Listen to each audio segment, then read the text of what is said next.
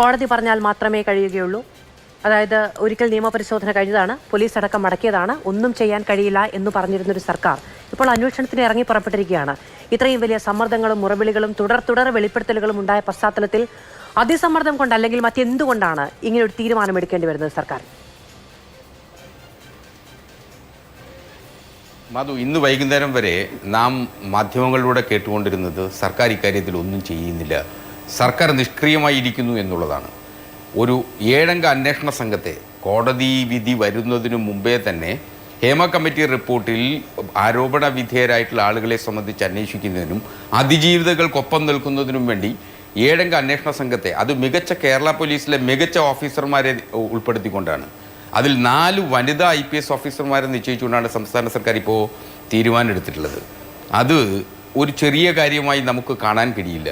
മാത്രമല്ല, ഹേമ കമ്മിറ്റി റിപ്പോർട്ടിനെ സംബന്ധിച്ച് അതിൽ അന്വേഷണം നടത്തണോ വേണ്ടയോ എന്നുള്ളതിനെ സംബന്ധിച്ച്, അതിൻ്റെ ലൈംഗിക ആരോപണങ്ങളെ സംബന്ധിച്ച് അതിൻ്റെ തീരുമാനം ബഹുമാനപ്പെട്ട ഹൈക്കോടതി വിധിയുടെ അടിസ്ഥാനത്തിലാണ് വരാൻ പോകുന്നത്. നിലവിൽ ഇപ്പോൾ ഉയർന്നു വന്നിട്ടുള്ള ആരോപണങ്ങളെ സംബന്ധിച്ച് അത് അന്വേഷിക്കുന്നതിൻ്റെ ഉത്തരവാദിത്വം സംസ്ഥാന സർക്കാരിനുണ്ട്. ആ ഡിസ്ക്ലോഷർ സ്റ്റേറ്റ്മെൻറ്റ്സിൻ്റെ അടിസ്ഥാനത്തിൽ സംസ്ഥാന സർക്കാർ ഈ അന്വേഷണ സംഘത്തെ നിയോഗിച്ചിരിക്കുന്നു. ഇതൊരു സമ്മർദ്ദത്തിന്റെ അടിസ്ഥാനത്തിൽ, ഇതൊക്കെ ഒരു നിയമപരമായിട്ടുള്ള ബാധ്യതയാണ് സംസ്ഥാനത്തിന്റെ. ഇതിന്റെ പരമാവധി പ്രതിരോധിക്കാൻ ശ്രമിച്ച പിന്നെ എന്തിനാണ് ഇത് സാധ്യമല്ല എന്ന് ആവർത്തിച്ച് പറഞ്ഞവരിൽ ആരൊക്കെയുണ്ട്? എന്നിട്ട് ഇപ്പോൾ അന്വേഷണത്തിന് പുറപ്പെടുകയാണ്. ശരിയാണ്, അന്വേഷണത്തിന് പുറപ്പെടുന്നത് നല്ലതാണ്, സ്വാഗതം ചെയ്യുന്നു, എല്ലാവരും സ്വാഗതം ചെയ്യുന്നു. ഈ 7 പേരുടെ ഡേറ്റ് കിട്ടാത്തതുകൊണ്ടൊന്നുമല്ലല്ലോ അന്വേഷണ സംഘം ഇതിനു മുൻപ് രൂപീകരിക്കാതിരുന്നത്. പറ്റില്ല എന്ന് പറഞ്ഞതിന് ശേഷം മുഖം രക്ഷിക്കാൻ മറ്റൊരു മാർഗവും ഇല്ലാതായപ്പോഴാണോ എന്ന് ചോദിച്ചെന്നേ ഉള്ളൂ. ചെയ്യുന്നത് വലിയ കാര്യം തന്നെ. മാധു, ഇതിനകത്തൊരു നിയമപരമായ ഒരു പ്രശ്നമുണ്ട്. ഹേമ കമ്മിറ്റി മുമ്പാകെ കൊടുത്തിട്ടുള്ള മൊഴികളുടെ അടിസ്ഥാനത്തിൽ പോലീസിന് കേസെടുക്കുന്നതിന് നിയമപരമായി ഒരു പരിമിതിയുണ്ട്. ഇപ്പോൾ അന്വേഷണ സംഘം ചെയ്യാൻ പോകുന്നത് എന്താ? ഈ അതിജീവിതകൾക്ക് മുമ്പാകെ പോയി അവരിൽ നിന്ന് മൊഴി നേരിട്ടെടുത്ത് ആ മൊഴിയാണ് പോലീസിന് FIRലേക്ക് പോകാനാവും.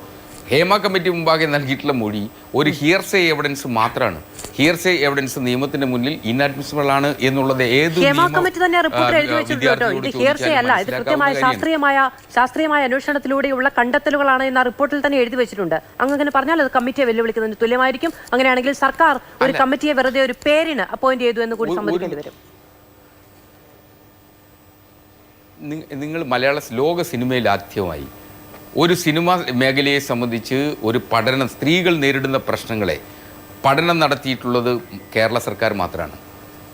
ലോകത്താകമാനമായുള്ള ലോക സിനിമകളിൽ ആദ്യമായി ഒരു സിനിമയ്ക്ക് വേണ്ടിയിട്ടൊരു പോളിസി തയ്യാറാക്കാൻ തീരുമാനിച്ചിട്ടുള്ളത് കേരള സർക്കാരാണെന്നേ. ലോക സിനിമയിൽ എങ്ങും ഇല്ലാത്ത തരത്തിലുള്ള ഒരു പ്രതിഭാസമാണ് ഇവിടെ ഉണ്ടായിട്ടുള്ളത്.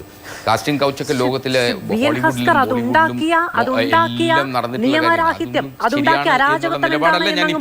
അല്ലല്ല, ഇത് പെട്ടെന്നൊരു ദിവസം സിനിമ അങ്ങ് പഠിച്ചു കളയാം, നവീകരിച്ചു കളയാം എന്ന് പറഞ്ഞ സർക്കാർ ഉൾവിളി കൊണ്ട് വീണ്ടും ഞാൻ ആ വാക്ക് തന്നെ ആവർത്തിച്ച് പറയാണ്, ചെയ്തതല്ല.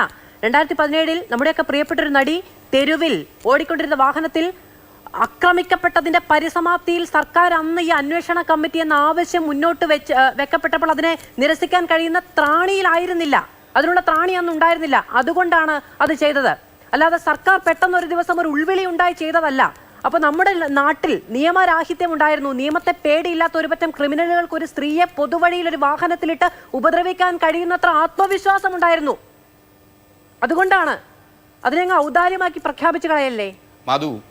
മാധു ഒരു കാര്യം മനസ്സിലാക്കണം, ഇതൊരു ഔദാര്യമല്ല. മാധു ഒരു കാര്യം മനസ്സിലാക്കണം, കേരളത്തിലെ ഏറ്റവും സമ്പന്നനെന്നും കേരളത്തിലെ ഏറ്റവും അധികാരം ഉള്ളത് എന്നും കരുതിയിരുന്ന ഒരു മഹാനടനെ 89 ദിവസം പിടിച്ച് ജയിലിലിട്ട സർക്കാരാണെന്ന് ഈ ഗവൺമെൻറ്.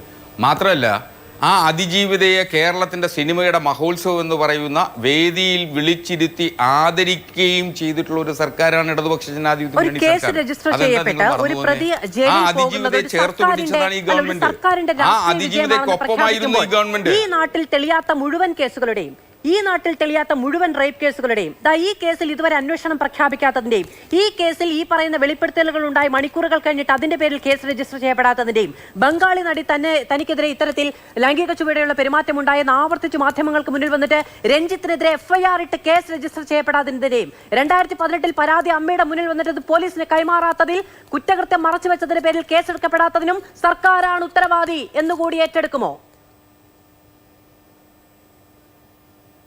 അങ്ങനെയല്ല.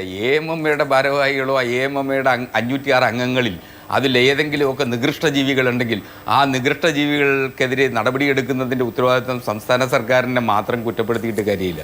അത് ആ സംഘടനയുടെ മാത്രം ബാധ്യത. ഇന്നലെ വാർത്താ സമ്മേളനം നടത്തുമ്പോൾ സിദ്ദിഖ് ജനറൽ സെക്രട്ടറി ഉത്തരവാദിത്തപൂർവ്വം സ്ഥിരീകരിക്കുന്നുണ്ട് 2018 വന്ന പരാതി അതിൽ നടപടിയെടുത്തില്ല, അത് വീഴ്ചയാണ് എന്ന്. ആ പരാതി പോലീസ് ആവശ്യപ്പെട്ടോ? പോലീസ് അതിലൊരു FIR ഇട്ടോ? അതിലൊരു ഇൻഫർമേഷൻ ഉണ്ടായല്ലോ, അതിൽ FIR ഇട്ടോ? ഇതുവരെ അന്വേഷിച്ചോ? ഒന്നും ചെയ്തിട്ടില്ല.